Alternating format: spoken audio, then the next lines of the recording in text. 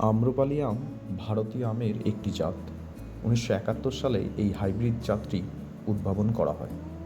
ভারতীয় কৃষি গবেষণা ইনস্টিটিউটের বিজ্ঞানী ডক্টর পীযূষকান্তি মজুমদার দশরী এবং নীলম জাতের দুটি আমের সংকরায়নের মাধ্যমে নতুন এই জাতটি উদ্ভাবন করেন, যার নাম দেওয়া হয় আম্রপালি।